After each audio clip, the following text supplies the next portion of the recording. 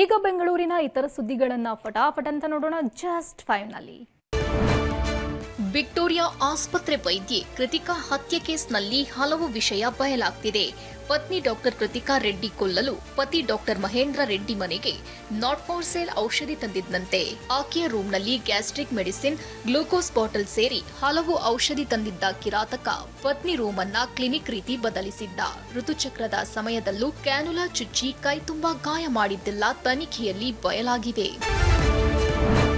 ದೊಡ್ಡಬಳ್ಳಾಪುರದ ಹಾದ್ರಿಪುರದ ಪಿಡಿಒ ಶಿವಾನಂದ ಮರಕೇರಿ ಲಂಚ ಪಡೆಯುತ್ತಿದ್ದ ವಿಡಿಯೋ ಮೊಬೈಲ್ನಲ್ಲಿ ಸೆರೆಯಾಗಿದೆ.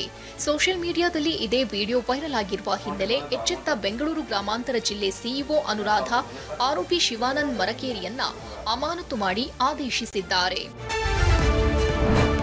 ಖಾಸಗಿ ಸಿಹಿ ಉತ್ಪನ್ನಗಳ ಸಂಸ್ಥೆಗಳಿಗೆ ಕೆಎಂಎಫ್ ನಂದಿನಿ ಟಕ್ಕರ್ ಕೊಡ್ತಿದೆ. ಕಳೆದ ವರ್ಷ ದೀಪಾವಳಿ ದಸರಾ ವೇಳೆ 725 ಮೆಟ್ರಿಕ್ ಟನ್ ನಂದಿನಿ ಸಿಹಿ ಉತ್ಪನ್ನ ಮಾರಾಟವಾಗಿದ್ರೆ ಈ ಬಾರಿ 1000 ಮೆಟ್ರಿಕ್ ಟನ್ ಮಾರಾಟದ ಗುರಿ ದಾಟಿ 1100 ಮೆಟ್ರಿಕ್ ಟನ್ ಸಿಹಿ ಉತ್ಪನ್ನಗಳು ಸೇಲ್ ಆಗಿವೆ.